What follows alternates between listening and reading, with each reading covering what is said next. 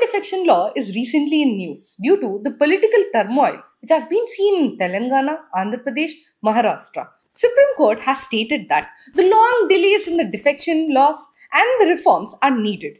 And the Law Commission also has recommended to reform the loopholes in the Act and also change the policies regarding the anti-defection. Hello everyone, this is Pratyusha. Welcome to Law Excellence. In today's session, we will discuss about the anti-defection law. How it has been present, what articles have been there, what are the different conditions for the anti-defection that has been present. We'll also discuss what are the key provisions or statements by the Supreme Court and also the reforms required for this Act. Firstly, the anti-defection law came into existence with the 52nd Amendment Act in 1985 as a 10th schedule. Now, this law will increase the political stability and also mandates the voters' participation, where this law mandates that people has to allegiance to the original parties. Now we see the articles that have been involved. We have 102 article regarding MPs and we have 191 article regarding MLAs, where we have few conditions required or which will make them disqualify under the anti-defection law that has been read. Firstly, if voluntarily a member has been giving up his membership of the party. Second, if he defies party whip with or without permission, or else he is an independent legislator where later on he has been joining a political party, or we might have a nominated person where they have been joining into a party. But for this also we have exceptions that have been there.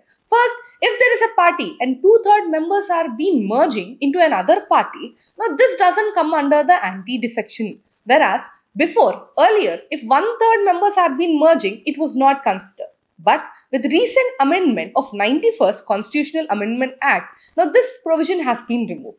Now, who is the person who will take care about anti-defection of the legislators? Speaker is responsible to know whether this anti-defection law is applicable or not. Now, what happens if anti-defection is being done? Now, this creates large amount of dissatisfaction, large amount of political turmoil is being present, frequent re-election is being going on, etc. Now, what can be done or what reforms are required for this decrease of anti-defection?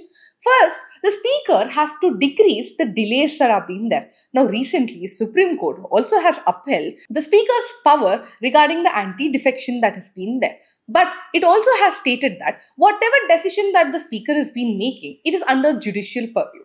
Now, the recommendations are that they should be having a 3 months period for the Speaker to decide or act upon the anti-defection petitions or pending defamation cases that are being present.